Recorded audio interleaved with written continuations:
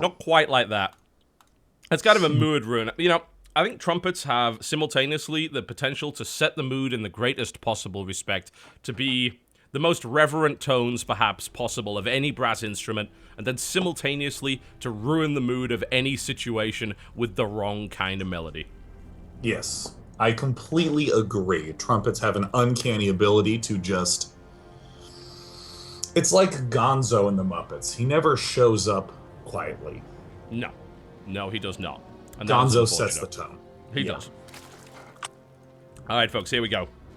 The third place match, and what a third place match we have. This could have been the finals. It maybe, in some people's opinions, should have been the finals, but it ain't, though. So, to the north, in the Zerg position. The Zerg position. What? That sounds like a really, really cut-rate version of the Kama Sutra. Assume the Zerg position. Translates roughly into the 10 pull, which is a bit of a kinky move, something you don't want to try with someone you don't know really, really well. But Bly's going to try it because, of course, he knows TLO really, really well. Ooh, is that 10 pull gas, or will that be a cancel? That looks like that's 10 pull gas. Oh my god, I dig it so hard. We haven't really gotten the chance to see this kind of Zerg vs. Zerg in a while. It was very popular in the Korean Pro League scene for probably 2 or 3 months. The whole idea is that you get Zerglings with speed so quickly and apply the pressure so early, there's no way you'll be up against a 2-basing player. And then you end up with a very odd 1-base versus 1-base starting point. Doesn't mean that it's going to be over quickly. It just means that that's where you begin. So Bly's going to go ahead and get his lings out. He may very well just rally into his main base just briefly until he accumulates enough lings, because this Overlord, I think from TLO... Oh, actually, it won't see it. He might just wander right around this Overlord by default. Ooh. Interesting. Oh my god, Yeah, he's going to avoid them. He will see the 10 pull. He might not see the Baneling nest with that current rally point, but obviously if he sees the 10 pull, he's going to expect some things up there. But you're right, he's not going to see those lings till the last minute. They've bypassed all of the Overlords so far. They even bypassed the second Overlord from TLO. Oh my gosh. I mean, just with a simple rally, but TLO did go pool first, so we do see the Queen and Zergling set up. I mean, TLO seems to know exactly what he's up against. Exactly. Given that he's up against Bly. Yeah, don't mess around with Bly. You know, people will see the pool going down earlier than 14 or 15 and say, ooh, the big cheese, oh my god, is he going to hold it? Well, yeah, it's not really how that works. This isn't a 6 pool. So he's going to have some lings out, he's going to have some Banelings. He's obviously hoping to do massive amounts of damage. But it may be the case that this does not end the game, and TLO can certainly hold it with what he's got, but it's going to be tricky. Yeah, I mean, Bly is implying that he doesn't want a long game. Normally, you just get speed and run from there. Normally, you don't have Banelings at your opponent's base at the 4-minute mark. That's fairly unusual, but he's going for it. Gotta get the connections! So far, no, that's a decent one. Ish. Queen falls, and Spine Crawler's done. Great split by TLO. Does eat a pretty significant shot, and will have to run those drones every which way for just a brief amount of time, but TLO is calmly adding on more Queens, more Lings. And drones are coming up for Bly. It's just like you said, TotalBiscuit. Might not end the game, but it's going to be a weird, tense spot at the very least. Yeah, it certainly started it off with a bang. I'll give him credit for that. It unfortunately didn't do much. The amount of workers killed, only 2, for a rather massive commitment from Bly. That's not a good start for him, at all. Right now, it looks like TLO is calmly moving that Spine Crawler. The ability that once upon a time was a Protoss ability. Was it really? You could move your cannons around. That sounds like a dreadful... Oh, yes, you could warp it. That sounds like a dreadful idea. No, that sounds balanced and fair. Just ask my brother. Ah, yes. Second Spine Crawler going down here for TLO. Very defensive. Expecting the standard follow-up all-in after the first failed all-in. Yeah. But Bly is, of course, going to expand from here, but he's behind. He's straight up behind. Yeah. So, as Bly, what do you have to do from here to get back into it? I mean, probably take a big risk. I think TLO is doing a very clever move. He's going to be blasting out. You know, he was just doing an extractor trick. Times 3. You were about to say he's going to blast out that spire, and you'll get up to lair or something like that, or... but no. Well, I was going to say he's going to do a very clever play with this positioning with a spine crawler, walling himself in and then beginning a tech, but I still think he's going to be walling in, but not teching nearly as quickly. I mean, he's planting his creep tumors at the edge of his creep. We're almost certainly going to see one Evo, one Roach Warren begin a wall off for TLO. And I think that if you're in Bly's shoes, you got to do something wild. Oh, we already saw a fairly wild opening. It just failed completely. So I have to wonder what the follow-up is to that, really. It's different. I have no idea. You know, in this position, you shouldn't be down 10 drones. And because Bly started off the way that he did, he is. I mean, there are follow-ups that are correct if you ignore the fact you have another player. Like, generally speaking, it's correct in Bly's position to do something very teching focused, getting up a very gas-heavy force. Because if you're ever low on drones, you can easily put 3 in a geyser and have maximum income out of that geyser, but it's very difficult to get all the way up. So Bly should do something gas-focused, and it looks like that's what he's doing. He's going to be going for a Roach Warren, and it's very likely he'll go for a follow-up all-in. Just Roach Baneling and burst the front. It's going to take a lot of busting. I mean, that wall is really, really well positioned. There's 2 spine crawlers behind it, a lot of queens. Spine crawlers are slightly back as well, meaning that I think if you look at it, if you actually got up to the evolution chamber, you might not even be able to shoot the spine from there with roaches. I'm not sure. It's kind of on the edge of what would allow you to be in range here. At the very least, it will be the roaches waltzing directly into a spot of great danger. Indeed. Ah, yes, Bly doing the nest T all-in, as I like to call it. Because you get 3 geysers and you don't get a layer. Or you cancel the geyser because you've accumulated too much gas. The important thing is that you need that gas because you're going to be flooding Banelings, friend. Well, here's the roaches to start that off. And then we'll see if we get the follow-up Banelings coming in here. In the meantime, TLO building up his own roach count, getting his own Banelings. He's stopped his drone production. And to be fair, why would he need to build any more drones? He got up to 47 on 2 bases. He knows his opponent must be way far behind. He's like way further behind than he might even suspect on only 30 drones. So, he's going to attack. I mean, he's got to attack, surely. So, you're going to make some units, and you're going to try and defend that. And frankly, I don't see Bly breaking this in a million years. He's going to have to do something pretty spectacular. TLO is really exceptional in Zerg vs. Zerg. TLO even running these Banelings in. Oh, lovely. Just because you didn't have a murder enough economy already, right? He just wants to make sure that Bly is as all-in as possible. So here comes the Ling Roach composition. You'll see that Bly, with his early gas stockpile, is now burning it all on the blings. And I actually think that this Roach Warren is a little bit exposed, and that could be kind of a tide turner if he can take that out. Yeah, they should be able to focus it in. Bly's just going to go right into the choke and use Banelings to just brutalize that front line. Wow. But TLO will be able to push that back. I mean, that's not a problem. It did cancel 2 upgrades, don't get me wrong, and it was spectacular to watch, but it didn't actually do anything, so never mind. This is as bad of a spot as you can be in as Bly. He's probably just going to do one more follow-up, or he may just very well leave after this first set dies. And there it is. Pretty much. Game. More like Acer die. Oh! The burns! The burns! But I highly doubt he's going to Acer cry because his team isn't out yet. That is absolutely true. That said, it's possible that after that performance, he will not get to Acer fly to another event anytime soon. Ah, wow. You Acer defy all logic by continuing this joke. I am that Acer guy. Sorry, I'm telling too many Acer lies. Oh! I can do basic rhymes! You can do Acer rhymes.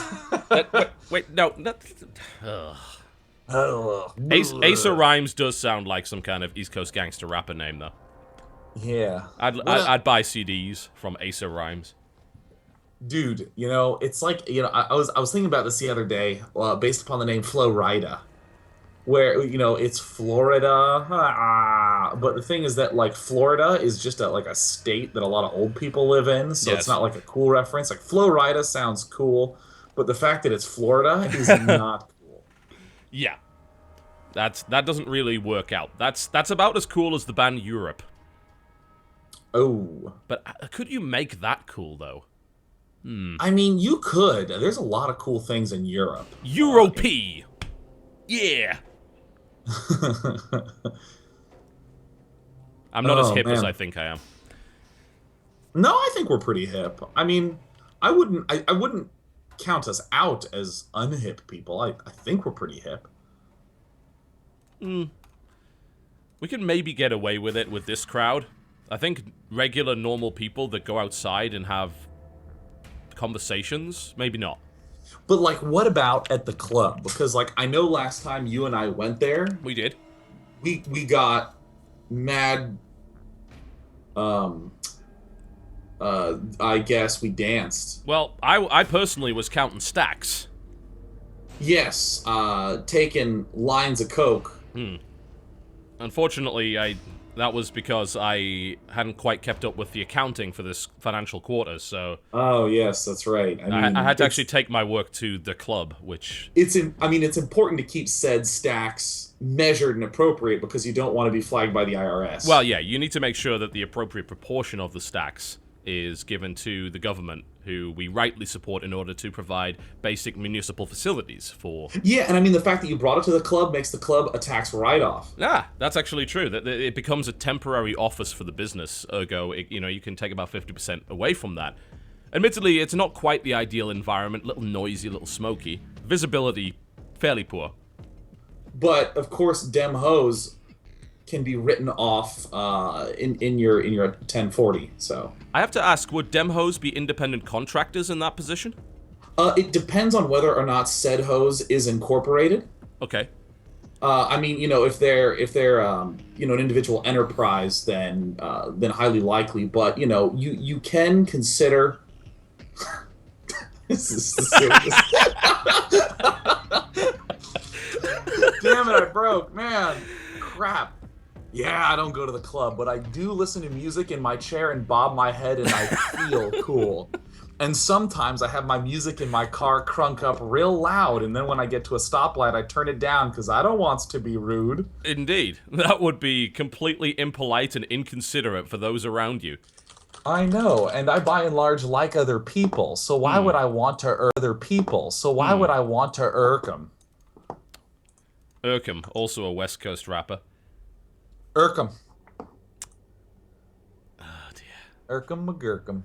We're really good at filling time, honestly. We are. We Probably even better talked than the about casting, Starcraft. honestly.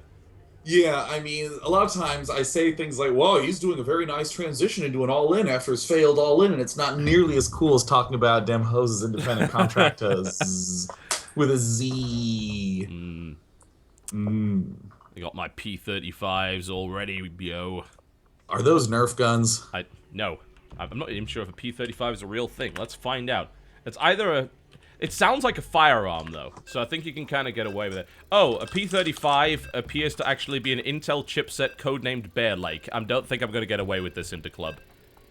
Oh, codenamed Bear Lake. Oh my god. Bear Lake, of all things. Bear Lake, what a name. You're just having that nice day out in the rowboat. The sun is shining, the water is crisp and clear and sparkling, and suddenly, oh god, the lake is filled with bears. Somehow we never saw that coming.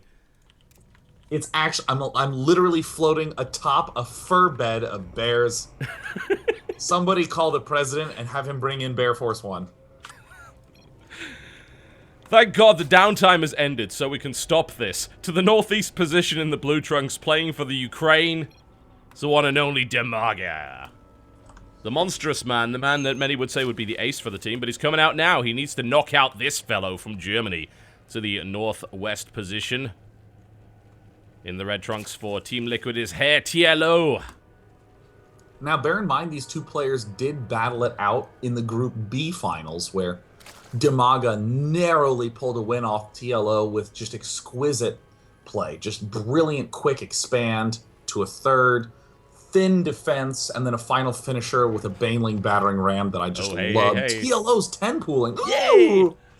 All right, this is a good series already. This has been highly entertaining. And he's gonna go 10. Is that temple gas or is it temple cancel? Looks like 10 pool gas. There it is. Ooh. Is he going to do the exact same build that Bly did, only not awful? Yeah, I mean, that might be a really good way to iteratively improve an SC2. You just do whatever build you last played, always. Interesting that DIMAGA puts his spawning pool in the exact same mirror location as TLO did. I guess that does allow you to create a partial wall off. It also means that you can't get full surface area on the spawning pool.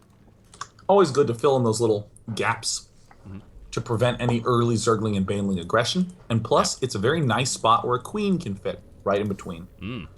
Baneling nest behind. It is the identical build. They'll never suspect the Bly build, especially not after it failed utterly.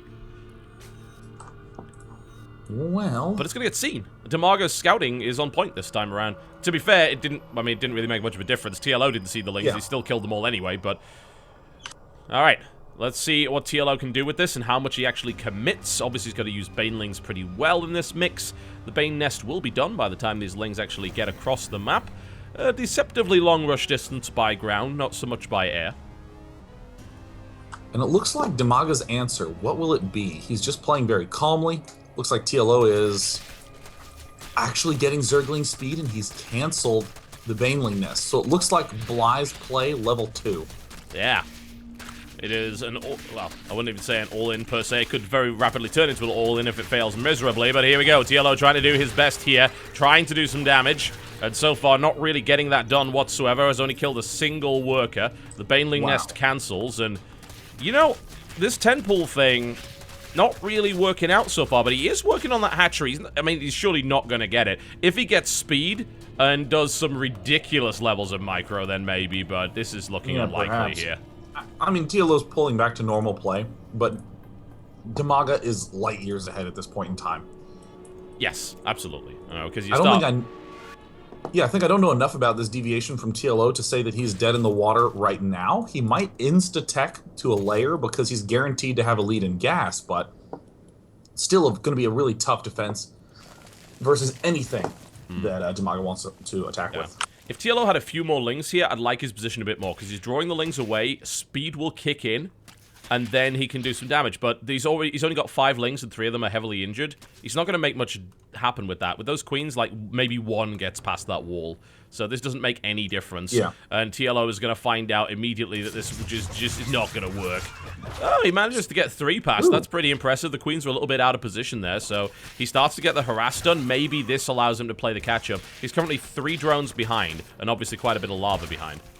Well, he does see the gas has only just started, so going for some sort of gas-heavy play, well, maybe not gas-heavy, but doing something clever with gas, I think is just a very nice follow-up. TLO is electing to get a Baneling nest. That could be defensive, that could be offensive, but given this ling count, probably going to be a little attack.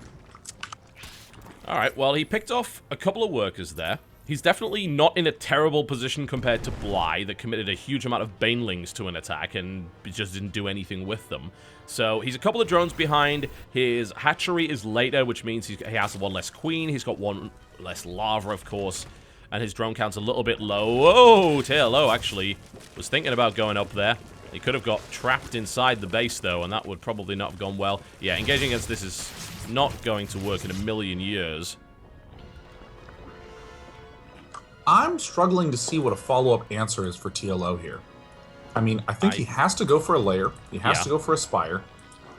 He definitely needs a second queen out. DIMAGA is just going to pull way ahead with that absurd amount of larva income. Yeah, there's really no other way of looking at it, is there? He's got lings against a solid wall-off that's not breaking at all. DIMAGA has been able to skip his speed for this entire time, which is just wonderful. You know, it's great not to have that out. He's just been playing solid macro. And TLO, of course, is starting to catch up now. I mean, he's actually passed him in drones because he's just been building nothing but that. But where does he go from there, like you said? You know, surely a Spire play, maybe Nidus, maybe, but I don't know. We're seeing a Roach Warren actually come out from TLO. Even if he wants to go and try and batter that front down, that's still a tall order. Yeah, I mean, TLO has to defend like 7 different things with a very small set of choices. So I think that Roach Warren might not be much of anything other than a just beginning of a wall. TLO should be getting a layer at around 7 minutes and putting dudes back into gas at that same time. Yeah, I'm still... I don't know, I think he's equalized up quite nicely, but I'm a little concerned because once DIMAGA just goes into full-on DIMAGA mode... I just need to correct this, actually. It's actually a best of 5, not a best of 3. My apologies. A slight mistake there on the scoreboard. Once it goes into full DIMAGA mode, I don't know whether or not TLO is going to be able to handle it. You know, even if you're equal to DIMAGA, you're still going to have a tough time dealing with DIMAGA. And when you start behind, that's a really, really tough spot to be in. But look at this. TLO's going for the play that I hadn't even considered. I mean, I was thinking of this in the framework of just regular Zerg versus Zerg. Yeah.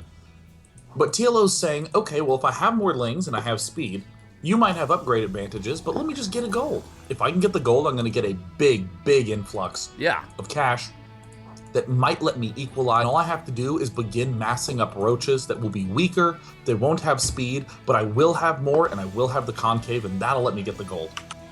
Yeah, I love it. That's a really good way for TLO to get back into this, and if DIMAGA risks it, and it looks like he is, he's going to... Oh, maybe... Yeah, there he goes. All right, and... Oh, I think TLO saw that.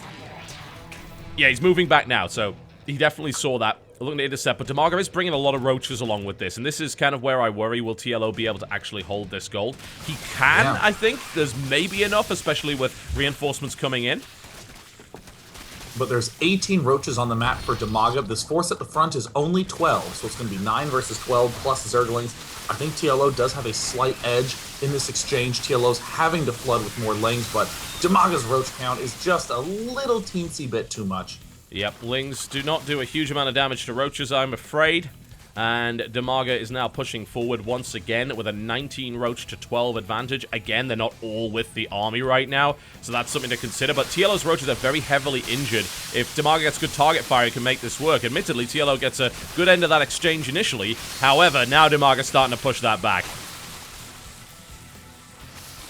Well, with this sort of onslaught, DIMAGA's just saying, you went for the cheese early, I held it off, and this is your punishment. Yes, this is what you get for trying that.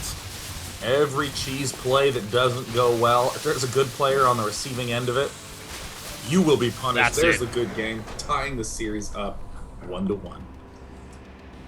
Couple of pretty short Zerg versus Zerg to kick us off in this series, which does equalize the score and reset us to now a best of 3.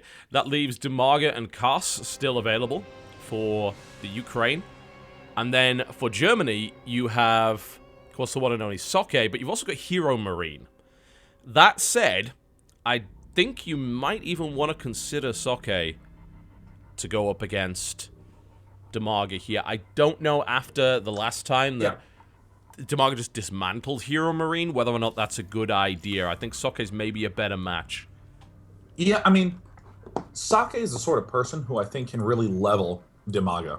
And I don't mean as in like the, oh, he got leveled really hard, but as in he does that mind game leveling where he goes, okay, I'm going to convince you that I'm going for 1 Oracle, surprise, here's 3. Because DIMAGA is a very astute observer, he's very experienced, and Socke is particularly good at exploiting exactly that kind of player. I think you might be right there. And HeRoMaRinE, on the other hand, like, pretty much a mechanical genius right now, but he can be beaten, as we've seen before.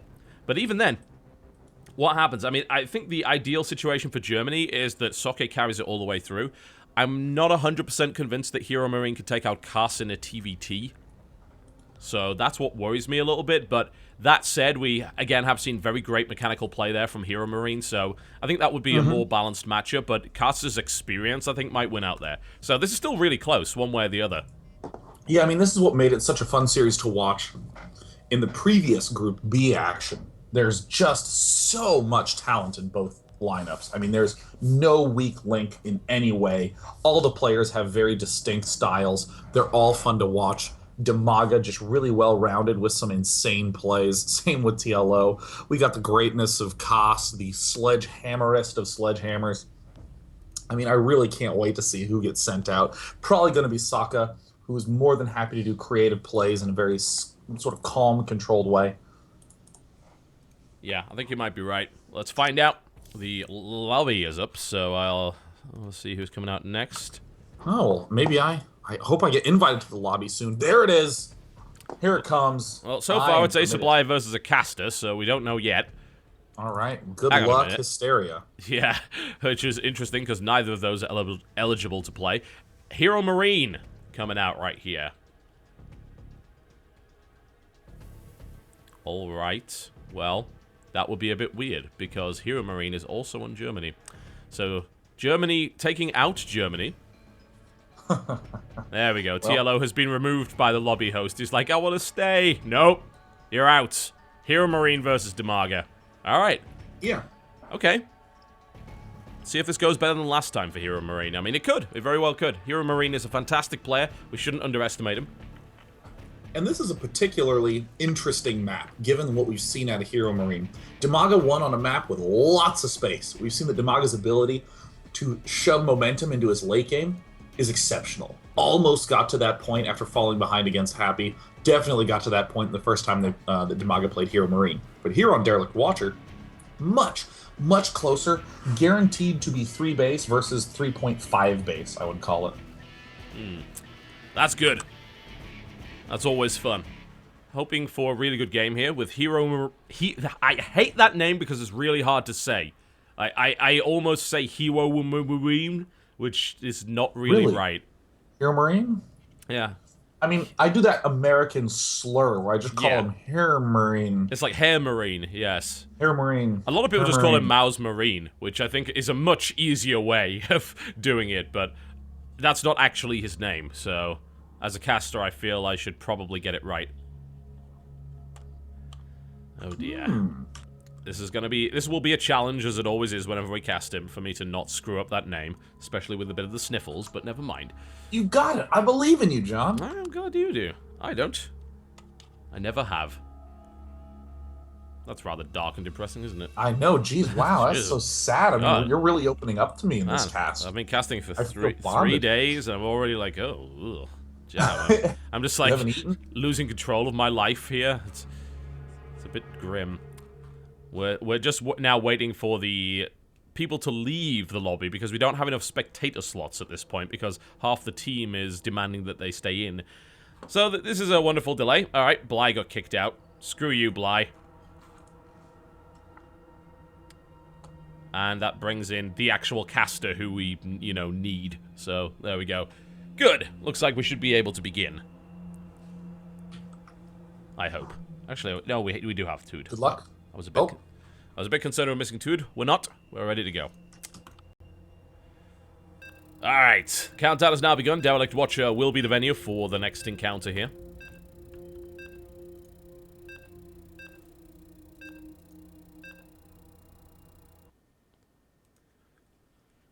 Now, can HeRoMaRinE pull off a better performance versus last time where that did not work out well for him for DIMAGA? It's like DIMAGA's experience just shone through there. It's like, no.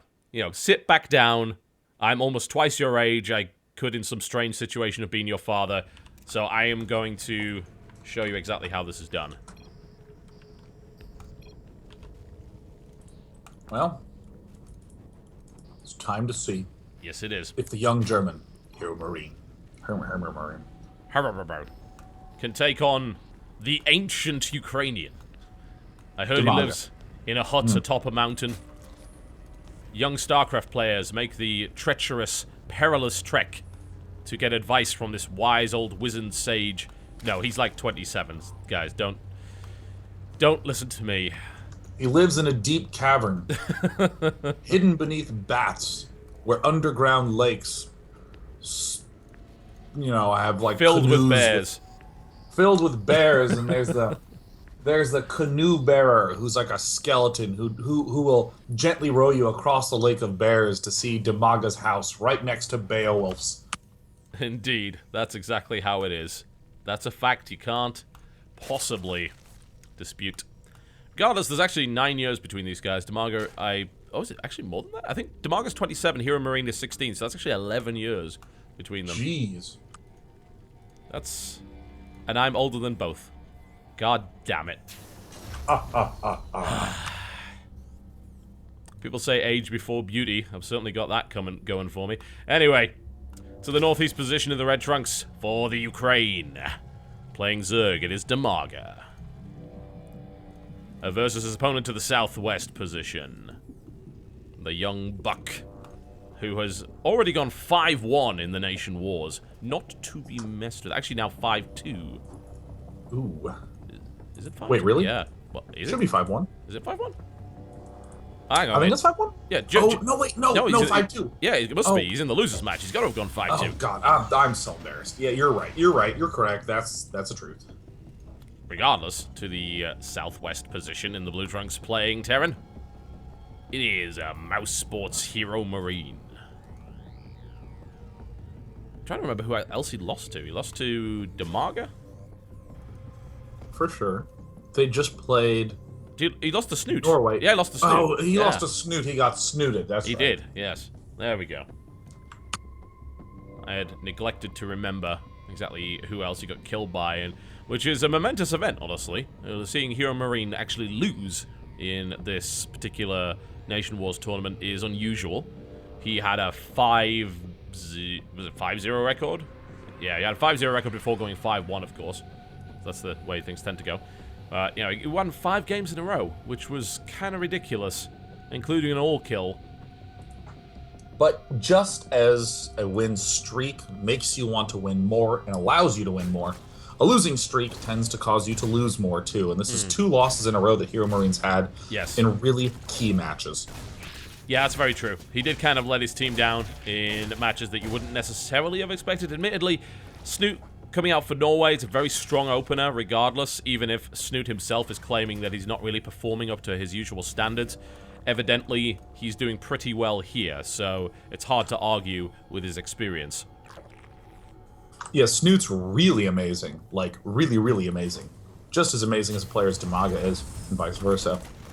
We're seeing HeRoMaRinE get that one Marine out to repel the Overlord. Interestingly, going Reaper, Reaper, Marine instead of just Reaper, Reaper add-on. So he is powering a little bit harder. We see a second refinery, which generally indicates a yearning to go for a pretty swift, not a Spire, not a Stargate, a Starport. Gosh, went through literally every wrong race in one. He's building a fleet beacon. We'll never see this coming. HeRoMaRinE pulls back here. He's done a decent amount of damage to this queen. He'd love to keep harassing it, but DIMAGA's going with his pretty straight up 4-queen into later gas here. Even going to the point of supply blocking himself to get to it, but it's okay. He can build more buildings. There's more overlords on the way anyway, so that really doesn't make that much of a difference. HeRoMaRinE's control, also very, very good here, but killing queens with Reapers takes a little bit of work these days. 'Tis a true thing. Hellion Banshee is going to be the control play we're going to see out of HeRoMaRinE, but DIMAGA's pretty cautious against that sort of play. He's already constructing a 5th queen. He wants to make sure, of course, that he has enough creep spread on a huge map like this, but also wants to deal with this varied defense of a lot of units that don't deal much damage. Whoa, a queen fell. Whoa, whoa. I think that might have ended up happening regardless, but I think DIMAGA was a little slow pulling his queen. He's going to lose a second queen here. This is not... Really? Is this, hang on, is this DIMAGA playing, or is it his old grandmother? I have to ask, because DIMAGA doesn't let you... DIMAGA doesn't lose queens like that. I mean, that seems like a very absent-minded play. I mean, DIMAGA is... He's gonna get killed by just... What? What's happening? What the hell? What is happening? This isn't supposed to do this, but HeRoMaRinE just goes in. I mean, HeRoMaRinE's control has been phenomenal, don't get me wrong, but DIMAGA really let that one go, and these Hellions are not even supposed to get into the natural, much less kill the whole drone line and 4 queens, and get out with half your units, and head into the main, and the Reapers are still alive, and what on earth is happening? I don't even understand. This should not be the case. And now we have the Marines moving forward to pick off the Overlords. I mean, this is just a shocking meltdown from DIMAGA. A 5th queen dies. Fantastic follow-up from HeRoMaRinE. What the heck? This makes... theoretically, none of this should be happening in any way. This is what you have to understand. HeRoMaRinE's control, 6th queen dies, has been ridiculous, and DIMAGA making some fairly large errors in terms of his actual defense, and he is getting punished for it. He is getting hurt badly. He has lost a ton of queens. He has lost all of his pressure. He has no queens on the field at all. So his lava production is completely gone. He has no anti-air. This Banshee is now going to have an absolute field day. The Hellions are still alive. The Reapers finally die. Hey, God, this is brutality coming out of HeRoMaRinE. And a really surprising lapse from DIMAGA. And HeRoMaRinE is doing a brilliant follow-up as well, building 4 barracks at a very odd time because he smells blood in the water. He knows that DIMAGA's going to have to play the catch-up game should this attack ever cease. And that is when he's going to be winning, is with a huge follow-up Marine push. Man, I cannot wait to see the units lost tab after this finally ends. This Banshee, by the way, is not going to die because there's actually no anti-air. So this Banshee is on 15 kills, 16 kills now. Here's what it looks like. Just look at how ridiculous this is. 54 lings and 8 queens die to 3 Marines, now 15 Hellions and 2 Reapers. And, of course, 32 drones going down as well. I mean, 15 Hellions is a real indicator of how HeRoMaRinE was able to continue to apply so much pressure. Yeah, he just kept adding on more and more and more Hellions the instant he saw that the Queen line was starting to crumble. And now he has Marines getting produced 9 at a time. He can begin to add medevacs. Well, it's 32 supply to 82. Which at this stage in the game is, for 99% of games, just game over completely. The Banshees are still working on it. That's it. GG. A massacre. Completely one-sided. Well, so much for my prediction that DIMAGA would be able to stand up to HeRoMaRinE, not against that build. But to be fair, how different a build was that from your standard sort of Reaper Hellion pressure? Not really different. I mean, I want to watch that game again. I'm actually going to open up the replay while the next match is getting set up because something went wrong. Horribly wrong. I almost imagine that, I mean, most players live by the, well, nowadays most players live by the mode of, I'm not trying to deal damage, I'm trying to not take damage. These Hellions are really important to stay alive because I need to have control against Zerglings. And if I don't have that control against Zerglings, goodness, I am doomed. So I'll be very careful against the Queens. But I think HeRoMaRinE knows that DIMAGA likes these Queen-heavy plays. So what is he going to do? He's just going to apply pressure. He's just going to continue to poke and continue to deal damage, and he's going to know that Zergling speed is heavily delayed, that there's really no Zerglings around the corner, and that he can just keep adding on Hellions. And on a big, wide-open map like Derelict Watcher, you kind of need to keep your Queens out in the open. Wow, I mean, really the first 2 Hellions did a very good job of weakening the first Queen. I'm looking at it right now. Went forward, brought that Queen down to 57 health. So the 2 Queens at the front have 175 full health, and then 50. And then all of a sudden, he just lets the Reapers heal again, moves in. Gosh, he keeps moving in with the Reapers to deal just little bits of damage. Yeah, and that turns out to be key. I'm actually watching it on the, because obviously the stream's on the broadcast delay, I'm actually getting to see that very moment now, and look at how low health that Queen actually is. And then this push comes in with the Hellions. It's not that many, but it's enough to take 1 Queen out. And then, actually, look, those 2 Queens are actually way out of position to the right there. So, yeah, it doesn't really make that much of a difference, but they're out of position. They now move into position for the defense. And then I think 2 more Hellions come up as a follow-up here. In comes the aggression. And DIMAGA, does DIMAGA pull a 3rd Queen immediately upon seeing this? I mean, he doesn't pull the 3rd Queen, and I think that's his downfall. He continues to try to rely on low Queen numbers, and more Hellions stack in, and I mean, that's just one of those losses that really makes you reconsider what you're doing with your Queen energy. Maybe I shouldn't be trying to throw down, 7, 8 creep tumors early. Maybe what I should be doing is saving for transfuse. Well, that went horribly wrong for DIMAGA. Really, really wrong. Shockingly so, because that is not... It's more of a compliment to DIMAGA's usual skill to say, this isn't DIMAGA playing. Because, 99% of the time, DIMAGA wouldn't be able to hold that easily. He would never, ever take so much damage from such a push. But HeRoMaRinE executed it so well, and it just made DIMAGA look like a bit of a chump there, which is not what you usually expect from him. What's cool is that we're seeing a lot of plays that are exploiting all the little assumptions that we've all become accustomed to. Okay, well, I'm going to build a zealot, and then I'm going to cancel it before it finishes so I can build a nexus as fast as possible. Why do I do that? Because I would have seen his attack already. And then we see twice now. TLO just waits and then moves in with a 10 pool, dealing crushing damage. And then we also see the same thing with in that game with Titan and Bly, where Bly just rushes for the speed and crushes through because there's no first zealot. Same thing here, HeRoMaRinE. Well, you're supposed to run away from queens. You're supposed to just prevent creep spread. He just goes and kills the queen with the 2 Reapers, relying on the healing ability of the Reaper. Absolutely clever beyond belief, the plays we're seeing throughout the Nation War. Yeah, really smart. And HeRoMaRinE will go forward here to fight, of course, against Kast, the last man standing for the Ukraine. We did just have what looked like a failed map there, so we're going to try and rehost that. We'll be on it momentarily. It's actually going to be an Altazim, so Kast taking the big map again here in a TBT. This could take a while. This could take a while. I am excited. I mean, I hope we get to see something as equally epic as the Daishi Kast game. That would be amazing. Super slick, super sick. It would be awesome. Well, hopefully we will. I want to know if HeRoMaRinE can handle TVT against Kast on a map of this size. That is an interesting notion. Can he do that? I would imagine the answer is yes, given that he has just shown incredible versatility as Terran. He has been the man. He has. Very much so. This map, though, anything can happen. We've seen some weird stuff on this map already. Rehosting the game.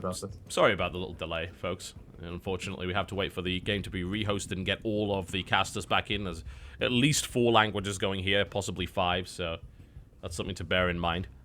Takes a little bit of time to rehost if we happen to run out. Okay, here we go. Looks like everyone's ready to rock and roll. We filled up all the spectator slots, so we have not run out of that. We don't have to kick people out and negotiate and play musical chairs. That's good. Okay, cool. Countdown has now begun for the second time here on Altazim Stronghold. HeRoMaRinE versus Empire Kast. Empire Kast, the last man standing for the Ukraine. HeRoMaRinE fighting for the honor of Germany, attempting to take 3rd place before Russia takes on Norway in the grand final. It's going to be a very tough battle for Kast. HeRoMaRinE has looked amazing. Socke is up next, but I do think that this is the hardest match for Empire Kast. He's got to be very particular about his positioning. Many players are not used to the amount of dead space on this map. You just don't have vision control. Some of the biggest errors we see are players just missing attack movements. Yeah, something along those lines. Alright, here we go. Altazim Stronghold. This is it. Can Kast bring this back here for the Ukraine? Or will HeRoMaRinE take yet another win and finish with a 7-2 record?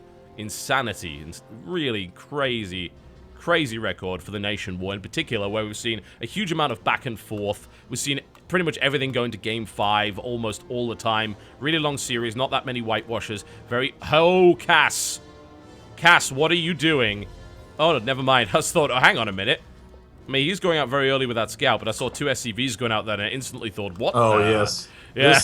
This is still going to be likely a center map proxy. Yeah. There's a number of choices he can make. He can go barracks and center, gas, and then second barracks and center. I like that play a lot. You're just leveraging the Ripa. This is a nice little meta play. Every game in this tournament's been so cool. Builds it right on top of the Nation Wars logo. So you're now watching the Aten War. There's the gas. It is going to be Reaper. Let's see if his next one is rallied out. It is. He's rallying the next one outward, so he's going to be trying to get an early scout. I really love a 2 barracks Reaper harass. It's super fun to control. Has a really high win percentage against people who go for the CC first. Which is exactly what HeRoMaRinE is doing, because it's Altazim. Why would you not do something like that? So this is a nice little cute play by Kast that could end up being devastating. Oh yeah, I mean, especially if he does get that second barracks, is he just going to stick with 1? Okay, so it's a slightly more economic variant where Okay. Koss is almost half claiming right now, I do want to go mech because you know what? I have my barracks in the middle of the map, so I think we're going to see Koss just apply a lot of pressure, take and expand probably 2 command centers, and then just mass factory it up. Alright, let's see if that happens. Barracks is on the way, and of course, Cass would love to try and delay that if at all possible. The Reaper is going to come out and be a real pain here. He's not going to be able to stop the barracks from going up by the looks of it, not from that position. Altazim is too large to really make that happen, but he is going to be incredibly annoying with this, and there's a second Reaper to follow up here. Oh my god. Oh my god. Bunker. HeRoMaRinE only just now sees the bunker. Ooh. He's going to go and try and stop it, but it's going to be too late. He won't be able to stop that construction. The Marine is on the way, and the Reaper will be able to take out that SCV no problem whatsoever. Now things are getting really interesting. A counter bunker by HeRoMaRinE coming into the main mineral line. A second Reaper out on the way. First Marine's about to pop. Can HeRoMaRinE stop that bunker from going up? Oh, I think he might be able to, you know. Oh, it's going to be really, really close. He target fires on the Reaper instead. The bunker is now up. Oh my god, and he picks off the Marine. The bunker is up. 3 SCVs from Koss are in line. Bunker from HeRoMaRinE is done. Bunker from Koss is done. Koss is still just adding on more SCVs. Not adding on more Reapers, though. Might be a little bit distracted in this moment, or just wants to get up his command center. This isn't huge damage right now being dealt, but it is huge pressure. Yeah, and he's going to be able to stop a lot of stuff from going down here. He almost delayed the factory there. He's taking down loads more SCVs, and this is going to be very, very difficult for HeRoMaRinE to deal with unless he can somehow get a surround on those Reapers, which is going to be pretty hard. I mean, Cass's control might not be the best in the world, but it's still damn good. Another Marine is picked off very easily there by that Reaper, and Cass manages to make a good full ring around the Rosie, killing 7 workers already, and is now going to kill off this Marine as well. Jeez, this is some pretty cool Reaper action coming out here from Cass, and it's fairly effective as well. He's going to send those right back into the bunker so they're nice and safe. And the mining time lost from HeRoMaRinE is so important here. I mean, just flatly, HeRoMaRinE doesn't have the second orbital command, so he can't really catch up in any sort of mulage. He's behind in every fashion. This is a virtually guaranteed win. It's going to bring the series to 2-2. Looking likely. Another Reaper does go down, actually, so Cass making a little bit of a misstep there as he heads back to his bunker, but you are right, it's going to be extremely hard to come back from this position. Cass, of course, with the later command center, but it really doesn't matter because HeRoMaRinE hasn't been able to mine from his anyway, so he might as well not have had it, and he's had most of his SCVs off the mineral line. So I like the play from Cass. He's going to just throw down very fast Banshee. This will allow him to buy a lot of time, and I think that almost any play Koss does now is going to be a good one, but he kind of needs to start spending that money quickly. A switch to factories, doing a heavy Hellion might seem weird, but I think that given this position, how broken HeRoMaRinE's front is, it is an option. Ooh, he actually allowed HeRoMaRinE in. He wanted to kill the SCV, of course, but he did allow a full scout, which maybe not the best of ideas. HeRoMaRinE is happy just to lose that SCV there. And now he's going to hop over. The Banshee's on the way, but the question, I suppose, is can anything be done? The bunker's still up, because there's really nothing here that HeRoMaRinE can use to kill it. Not yet. He's going to need a lot of units to break that down. A 9 SCV, a 10 SCV advantage here for Cass as well. Oh, lovely shot by HeRoMaRinE, just as that Reaper jumps back in. And that has actually allowed HeRoMaRinE to, I think, break this bunker at this point. He's salvaged his own. He should be able to take that out now without too much of a problem. Starting to see factories begin to get massed by Cass, who is not forgetting the importance of SCV production, getting himself the 3rd command center, now sending forth the Banshee. HeRoMaRinE, though, is prepared for a Banshee smartly by already having a 2nd orbital, taking straight to the Viking. Cass taking a little bit of damage at the front, but no big deal. Already has his mech getting started. Cass's big goal at this point is to start Blue Flame research, and then to out-Hellion his enemy. And he has the economy to make that happen. He is definitely ahead in pretty much every aspect. Got more production, more cash, more tech. Things are looking pretty good for him there. Cass is also going for Infernal Pre-Igniter, of course. If he gets into a Hellion War, he will want that. And he's going to start the Hellion War off right now with a great set of shots, actually, off on those Red Flame Hellions of HeRoMaRinE. Drives them away, no problem at all. Gets a good lineup. They're heavily damaged. They won't be able to engage here, and now Cass moving out. And we should, of course, point out that HeRoMaRinE is not walled off. Yeah, and that bunker has just been amazing for that. The bunker also sees that the gas geyser at the south isn't down, so this is making Koss increasingly confident that he is ahead. Oh my god, he literally is walking up and he's just picking off Yeah, all these Marines. HeRoMaRinE didn't move. He couldn't do a thing there. He didn't even try to reposition. I don't think he could have. The Banshee now comes in. Oh, that's a weird situation. You don't usually see a Banshee attacking a Viking, but in that situation, this is a weird game and has been a weird game and a great series up to this point. Koss now making his way into the natural mineral line, being chased by Vikings, which is just embarrassing for the Vikings, really. Oh, those poor Vikings, the poor SCVs, all getting roasted apart. Mine from HeRoMaRinE being placed at the far back side. HeRoMaRinE can't quite decide what it is he wants to do. And we see Koss knowing precisely how he wants to roll. Blue Flame's done. Again, weird map to mass up Blue Flame Hellions on, but as we can see, HeRoMaRinE has no front. Well, he's finally going to be able to build a wall of some description. He got a tank out, but let's be honest, Koss is already on 3 orbital commands mining. A second set of Hellions, all with Blue Flame, 11 of them in total. The tank is not enough to hold that. The Reaper takes the initial shots, and then the Marines conveniently line up and get destroyed. Oh, man. Absolutely wrecked. It's landed Vikings versus Blue Flame Hellions, with the Hellions not even paying attention, suiciding in to pick off as many SCVs as they can. I mean, it might not have been an even money exchange, but there are 18 workers down for the blue player. That is true. There's even another command center coming out here for Koss. That definitely was nowhere near as well controlled as it could have been, though. You gotta say. Eating the Widow Mine, okay, that's an understandable mistake because you didn't see it. That's cool. But he did just kind of leave his Hellions there to do damage.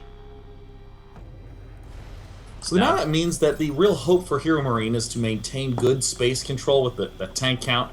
He's marching forward with some Vikings and tanks, but he's going to run headlong into more than enough defenses to crush this. I mean, air control technically goes to HeRoMaRinE, but his air control is on the ground right now.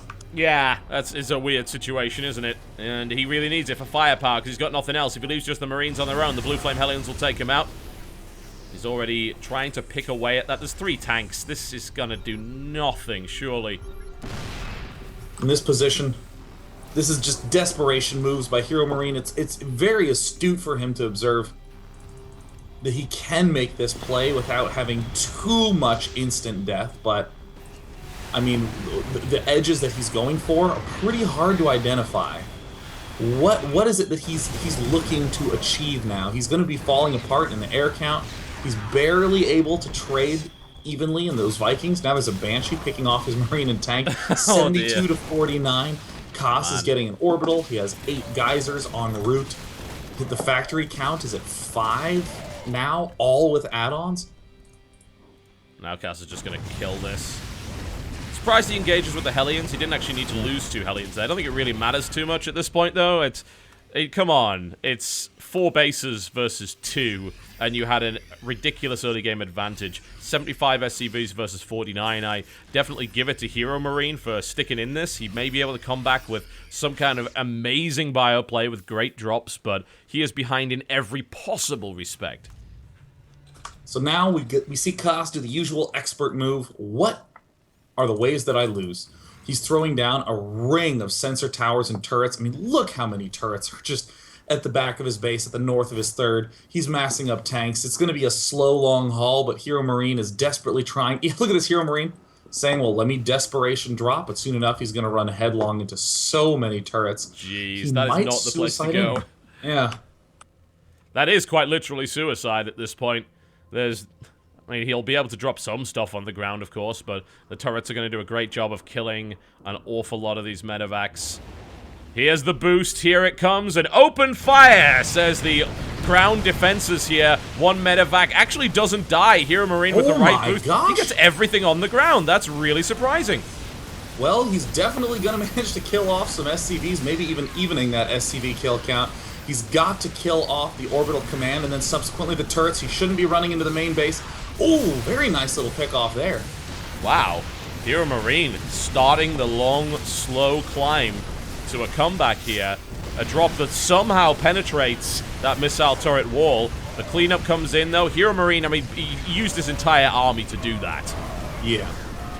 Well, Well, most he's of doing, it. There's actually a few some... more units on the way here to apply pressure to the third base. Yeah, and I think he might very well be able to break in. No, he might very well not be able to break in and just eat it. Well, he will if he pushes back with this, though. He brought an additional tank. He brought a medevac along. But I think he's just going to back off and try and secure this third base. The Cass is already there with a few Blue Flame Hellions. He wants to try and catch a worker transfer. I mean, this is kind of impressive that HeRoMaRinE is not just in the game. He's in the game and fighting. Cass is making a few little unnecessary mistakes here, not maximizing the use of his Hellions several times over, saying, look, I've got the numbers, I can just kind of brute force you here, but and even there, those 2 Hellions going down for not a single SCV kill because he didn't bother to micro them and they ended up targeting different units. But Cass does have 13 tanks to 3, and 2 Thors, and some Hellbats, and the Viking lead. 7 versus 0 is a pretty good lead. These siege tanks are going to deal some very nice damage. Indeed. HeRoMaRinE looks like he's unloading. Uh-oh, and nope, Hellbats are going to break, and somehow HeRoMaRinE gets caught unsieged. He's going to try to swing in from all sides. It's not going to work. It's not enough. No, absolutely not enough units. There's the GG. A brave attempt by HeRoMaRinE, but no. Just from that far behind, no. Nope. I mean, here's my analysis, TotalBiscuit. Cass read the metagame and said, ooh, Proxy Reaper sounds tasty. And it was delicious. And it did the job. So much damage. Everyone expects that CC first. That's apparently a way to deal with Altazim. I expect to see that quite often. I mean, you don't need insane control to do it. I think at lower, if you try that in a lower league, for instance, what you'd end up doing is just like completely forgetting your macro. Because if you even look at the way that Cass was playing, he was neglecting his macro because he was controlling those Reapers an awful lot. But I think at a higher level, that's a really, really powerful build that works very well against that CC first. Yeah, I mean, we've seen this throughout the tournament. I mean, I think most notably, when we watched Cass versus Titan, we said, well, everyone's gonna go for Command Center first. Like, it's just what's gonna happen. And then we found out Cass is the first one to break the mold. Yeah, he did. He did very well, gotta say. Pretty impressive. And now, of course, it's gonna be Socke coming out, the ace match yet again for these players. We're getting some amazing series. Those of you who enjoy great Starcraft, you're getting it. And you know what shocks me so much? Like, we're getting, like, even further than Pro League variety of builds here. Like, there's so many crazy builds coming out in this series, and in this whole event. That's what really impresses me. We're barely ever seeing the same game twice. Yeah, I actually don't think there's been any 2 similar games. That's exceptional. Surprising as well. We've seen some great stuff in all matchups. I think maybe, the PvPs have been a little bit disappointing, but, well, they're PvPs. They have a tendency to be. They just bum everybody out. Looks like both players they've said good luck, have fun. It's going to be on Frost, a PvT for the ages. I think so. I certainly think so. Between these two, Socke, Cass, that's a classic. Yeah, that's right. They've been playing since the dawn of time against each other. I mean, for some reason, I kept thinking about these as independent entities, but no, this is like the Blood War, man. You think of it in terms of the battle. Yeah. Socke and Cass going to town. Looks like Cass has requested a 1-minute water closet break. That is fine. We can definitely do that. We know how to handle it. Yep. Seems totally reasonable. That actually gives me a great time to watch I wouldn't want to spoil the result, but the last match of CJ Entus versus Prime in Pro League. Apparently it was quite the thing. It was a thing indeed, and I shall say nothing more. Oh yes, you should watch that. If you don't watch any other Pro League series, just make sure you watch that one, because it's pretty cool. Alright. So we're having a look at Socke Cass. I'm trying to think exactly what his record would be. I think we'd have to go all the way back to TLPD and have a look at the Wings of Liberty lineup. That would be interesting, wouldn't it? I'm going to go do that right now. As you hear me clickety-clacking in a way. Indeed. I want to have a look at that, because that, I think, is As you might be saying, well, that's not relevant. You know, it's Wings of Liberty. But this is about the history of these two players right here. Because they have clashed in the past. In fact, I'm pretty sure they clashed in Shoutcraft. I'm not sure if they went up against each other. Cass was in at least one of the Shoutcraft tournaments, possibly two of them. Alright, let's see here. Cass and Socke. Huh. No entries. Typical. Let's see. Record versus games versus... Alright, I almost have it. Record versus Cass. Oh, they've played a lot. Yep, 29 wins. Yeah. Yeah, 14 wins for Socke, 29 wins for Cass. Yeah, 29 to 14, a 67.44% win ratio in Wings of Liberty versus Socke. He actually lost his game in Katowice, interestingly enough. That was the IEM... Yeah, that was actually at the very end of Wings of Liberty. He actually lost 2-3. Wow. He played a lot of games. Man, he played in Poker Strategy against Socke. Like 10 maps against him. Huge amounts. E.g. Masters Cup. Wow. That's MSI insane. Millennium. Jeez. Now they're playing on a huge map, a deciding map, a perfect end to the bronze match. Indeed. That's a really cool history. It goes back a long way. So let's see how this goes. I think this will end up being a good match as a result of that. There's nothing better than two veterans battling it out, especially those who know each other. But Cass historically has the edge in this matchup. Let's see if that applies to Heart of the Swarm, though.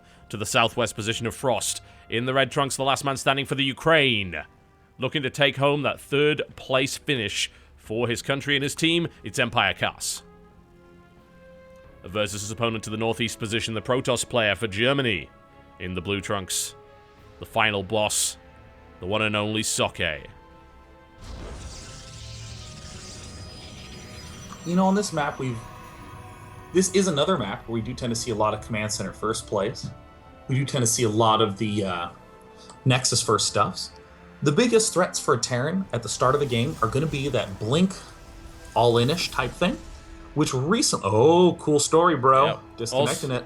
Yep, another big threat is the disconnection of Virtus Pro caster Cool Story, which is... This is now the second time that's happened. I just told you a cool story about Cool Story. Did you like that? Oh, cool story, Co.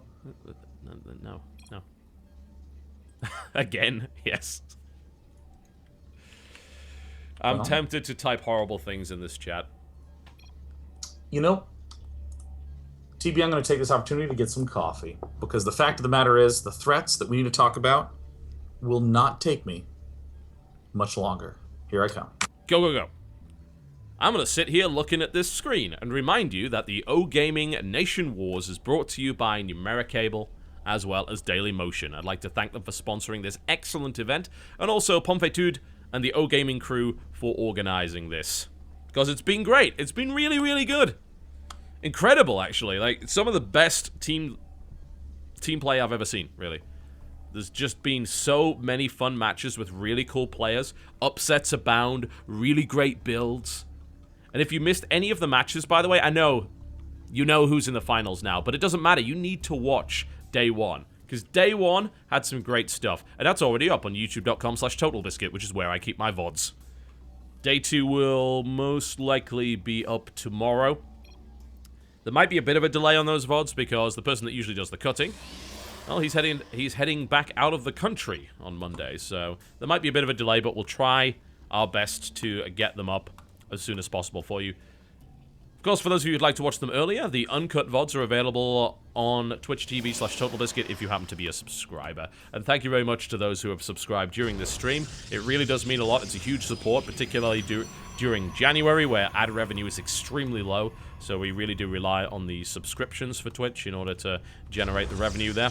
And that actually goes to supporting Axiom and paying for all of the cool stuff that we do over there.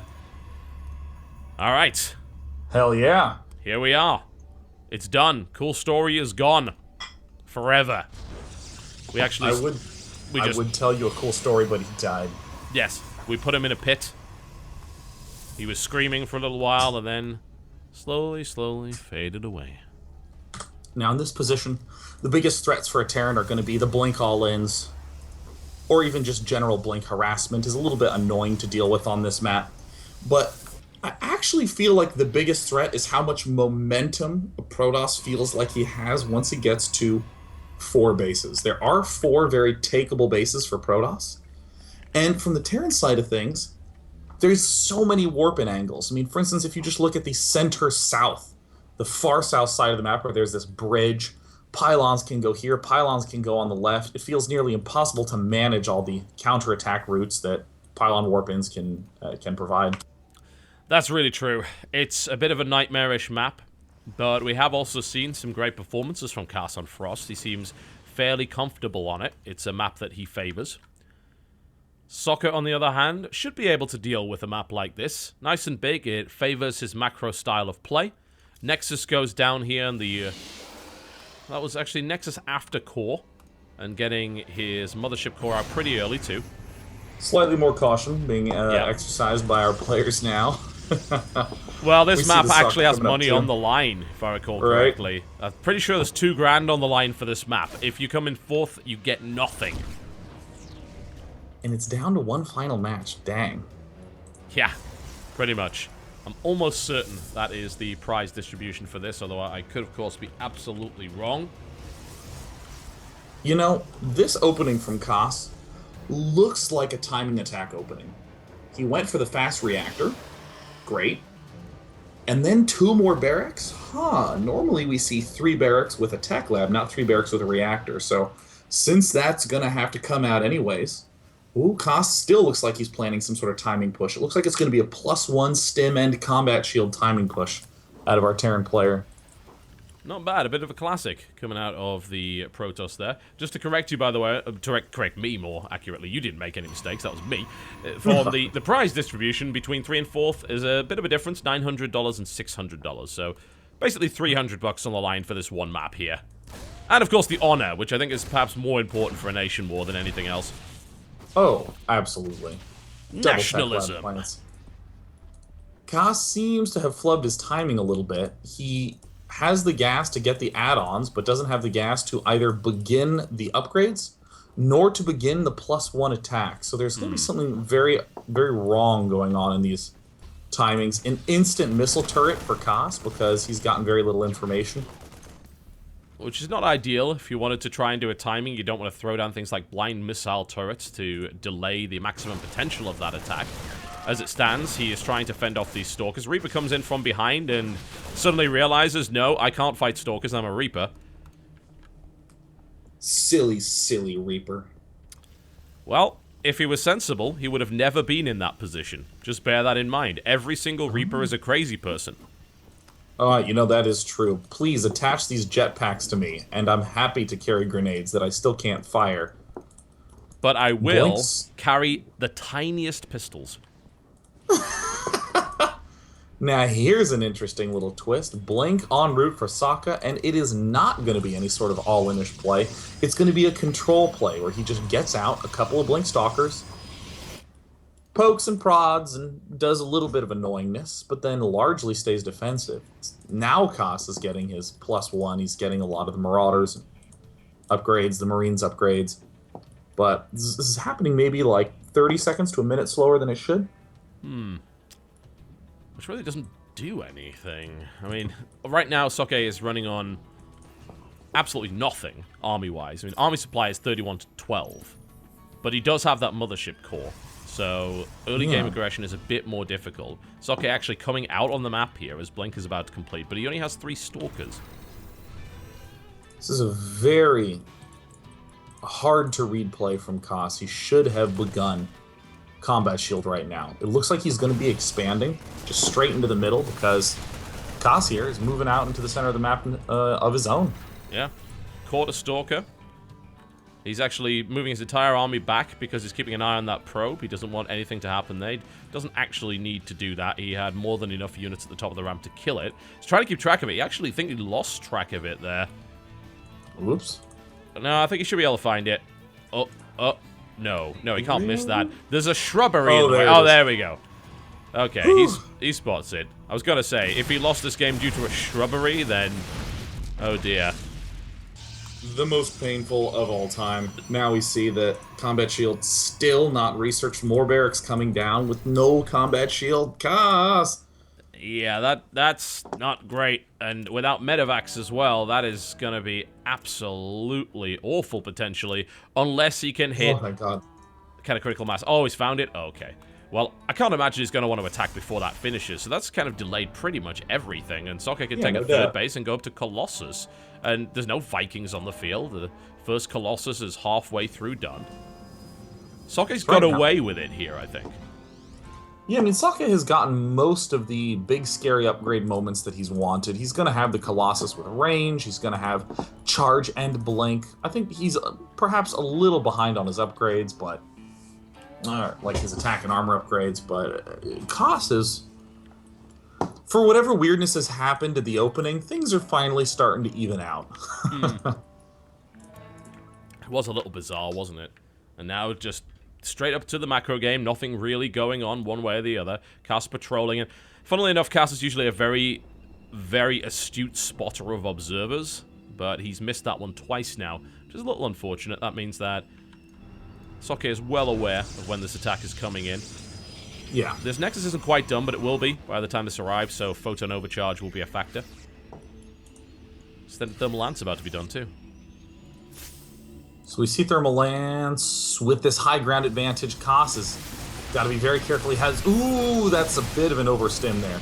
He's getting very aggressive. The Ghost Academy is coming down. I think that's very early. More barracks are what Kos needs. He needs to keep up his macro. He needs to just have more stuff than the Protoss player. I mean, Socke is doing this like, I have almost no gateway units composition, and the answer to that is by having a lot of barracks units. And Kos is going for a fourth. Hell yeah, macro mode.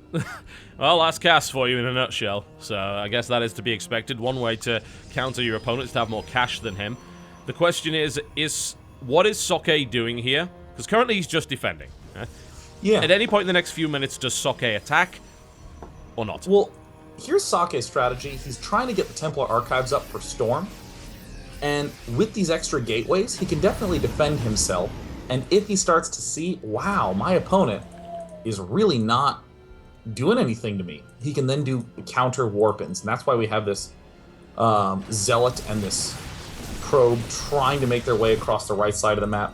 Socke is looking for counter-aggression rather than straight aggression. Oh, and it looks like he's decided he can't get the pylon, so warp prism time. Indeed.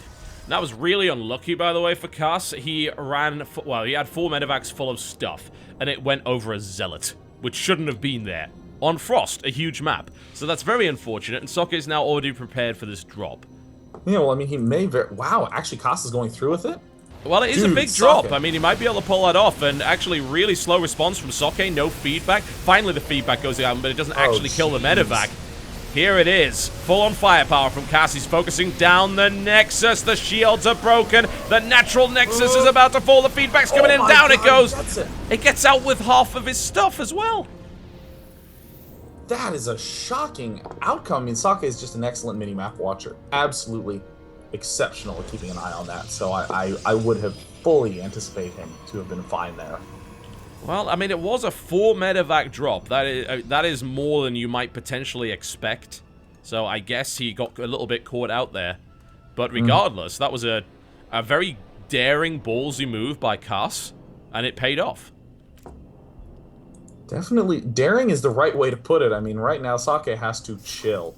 He cannot hope to do any sort of aggression. He needs to wait until he has really good storms and really high energy on the Stormers, but Storm hasn't begun researching yet. Storm is done, excuse me. He doesn't have the energy for it yet. Ooh, those are very different things. Cass fighting and losing some units up to the top. Not really accomplishing much, unfortunately. But his macro is getting out of control. 77 SCVs, 3 orbitals and a planetary, 4 bases, having taken out his opponent's natural, crippling the income of the Protoss player. You can see here, almost double there for the Terran at this point. And that's with only 3 mules down. It could get even more ridiculous from that point. He's getting tech. So he can afford to take a couple of losses here and there as long as he keeps the Protoss army small. Because that means the Protoss army is not going to go out of the base. However, this Warp Prism is what's really interesting me here. Yeah, I mean, storm drops are huge in potential. especially now that Socke finally has that breather moment where he's going, okay, are you really going to attack? No. No. Okay, we're good. Here I come. It's going to begin moving across the map. The War Prism is the biggest threat of all right now. Even that little move out by Socke is enough to do a small Zealot warp in and have it waltz over to the third base. Yeah, that looks like exactly what he's doing. Cass has a really nice patrol over to the right-hand side, looking for probes and pylons, but hasn't found any up to this point as the big push comes through the center here for Socke. There's a lot of units for Cass, though. Let's see if he has enough. Oh, those EMPs on point, as always. Are forcing a recall, takes a Colossus out, and actually leaves a Templar behind, and that Storm whiffs completely. So that was a nice pick off there for Cass. He gets the good end of that. However, in comes the Zealot run by. This is exactly what Socke is looking for. Counter-aggression. Warpins happening at the left. And now there's that drop in the main base. This is fantastic work by Socke to be able to hit at these points so astutely. I don't know why I'm using the word astute so much, but that's what he's doing, man. It's good. It is rock solid right now, and those Zealots are even in the main doing damage. There is a Storm available, in fact, possibly even 2 in that Warp Prism right now. This Zealot aggression is doing way more than I expected, actually. He's killed 23 workers up to this point, and he hasn't lost the Zealots either. Cass's army was so far out of position and so spread out. I mean, this is just the classic three-pronged, multi-pronged aggression. You're doing warp-ins on the sides and big attacks at the front. That's exactly the way Socke wants to be playing this. And he's still extending pylons forward. He killed the +3. He killed +3 just as it was about to finish. No way. Oh, what? Oh, Cass. I mean, his entire play relies on having 3/3 upgrades done. Well, that ain't gonna happen. There's already a +2/+2. Protoss +3 is on the way. Ghosts at the front. We shouldn't, of course, underestimate the size of Cass's army, particularly the number of specialist units he's got. Sniping off a number of Templar. There are still some more, however, and he ate a lot of Storm there. And Cass, again, is doing the same thing that he's been doing a lot in PvT, which is playing really low medevac count. He's down to 3, and there's almost no energy there. Yeah, I mean, every stim deals more damage to Terran than it does to Protoss. Socke's big goal here. Oh, whoops! Loses the Mothership Core. I mean, that's not an expensive loss, but it is in terms of time. He was at 200 energy, and now he's not. We see continued Zealot warp-ins from Socke, sneaking into the natural expansion, just really cool. And now he's trying to use Zealots to pick off this missile turret. I mean, Cass is kind of starting to fumble a little bit. He's lost his economic lead. Even with the mules, he lost so many SCVs that really has put him on the back foot here, and it's also stopped the aggression from coming in. And Socke is now really comfortable, and now he's just throwing in every piece of tech he can find. Let's try some DTs. Let's try killing off missile turrets, as you said, to see whether or not I can sneak those in there. But there is still a risk that massive Terran army will do damage, and honestly, this other Colossus is going to go easily going to go down here. The Viking count's at 21, which is ludicrously high. Far too high, but... God, 21 Vikings is so high, you know, it's easy to sometimes overthink it and try to storm the Vikings or try to reduce those so the Colossus can stay alive, but then you realize you don't have any Colossus. Not after that, but the problem is that there's so much of that. The supply is used in Vikings, which is not going to be much use after the Colossus go down. The Storms, again, not that great, but they do hold Cass back, and this is a lot of very badly injured Terran. There is no medevac energy really remaining here. There's 3 medevacs, barely any reserves. Zealot run by... actually, DTs coming in trying to attack the planetary. That doesn't go well. Oh, geez, there needs to be some more Templar in here, but there's just no gas. Number of Templar on the map, 0. Just the DTs, no high Templar. And here Cass is saying, I'm going to win with this attack and the money I have in the bank. And he might be able to, you know. He just decimated the Colossus count, and with no Templar either. That means a very big and scary Terran army that cannot be killed with area of effect damage. The Vikings now on the way, this third base being threatened. The Zealot count versus the Ghost count. I mean, the Ghost count alone is scary to the Zealots, especially with the EMP, and here he comes. Tries to move in, the Colossus just get obliterated completely. Really, really nice play here from Cass. Does he have the units he needs? Those units are so low. The Zealots actually might crush the remainder of Cass's army here. And now we have a bunch of landed Vikings versus Immortal Stalker, and apparently landed Vikings are good enough, and it looks like Cass from Ukraine has the supply lead, 126 to 107. He's going to finish off the Nexus with these landed Vikings. That's a little bit bonkers. Oh my god. Landed Vikings are... No way. It's on 10 HP. He's killing... What? You don't usually do that. Usually you can take off. It's much easier. But no. He's going back. He's going to take out the Nexus, which is only on 10 health. He picks them up in the medevacs for some reason, and is... Oh my god. Koss just stutter-stepped Vikings against a Colossus to kill it, and then lifted up his landed Vikings into his medevacs to fly away. In possibly the most counterintuitive yet successful move in StarCraft 2 history, Koss is able to take out the third base and cripple Socke's economy once again. Wow, that was... Well, it's weirdly...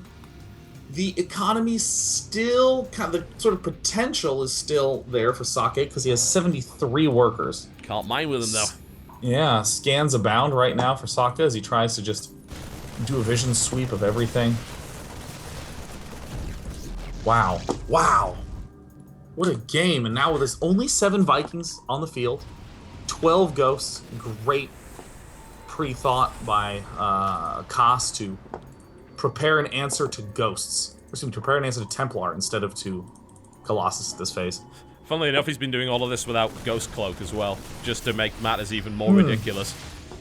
And now he's going to easily deny this third base by the looks of it. There are Templar here, but there's a lot of EMP. And the EMPs are on point again from Koss. He is so good with ghosts right now, and he is going to punish Socke for this. And this is looking ugly for the German player. Single Colossus arrives to town. The Vikings are going to take it down. 171 to 86. GG. Germany falls to Ukraine in the rematch. In the Bronze League match, going all the way to Game 5. Koss showed incredible games 4 and 5. I'm sorry, you just said the Bronze League match, and that was hilarious. Oh, shit. The bronze... just the bronze match. Wow. Guys, Bronze League superstar Koss has managed to win it for Ukraine. Well, to be fair, I gotta say, landed Vikings that are stepping against the Colossus is very much hashtag bronze logic, so... I mean, Koss should feel very embarrassed about his play. I don't know what to say after that. That was really strange. But congratulations to the Ukraine. Koss makes it. And then we only have one more series to go. It's the day 9. We have the best of 7 grand finals. Russia versus Norway. Man, that is going to be a stupendous match. Oh yeah. It's going to be brilliant. Looking forward to it. They will have a best of 7 format. So we're going to see ace players come out. We're going to see one player twice at least. It's going to be very cool. And it's a bit of a... I wouldn't say a mismatch, but it's definitely kind of it's a David and Goliath story, I guess. Russia just powering through. Norway upsets again and again. And then comes in. You know, I don't know if it's a David versus Goliath story. I almost want to call it like a David versus Steven story. Because, I mean, it was Goliath versus Goliath in the 3rd, 4th place match. Yes. And it was closed out by Bronze Leaguer Koss, but... But in the upper bracket, Russia, most people in the forums were saying that should be a Ukrainian win because the DIMAGA, the DIMAGA Koss Bly combo looked so good, and you know the Titan Happy Slivko combo had some travails trying to get all the way to the finals today, and Norway I think is definitely the big upset. All right, we've got 13.5 minutes left.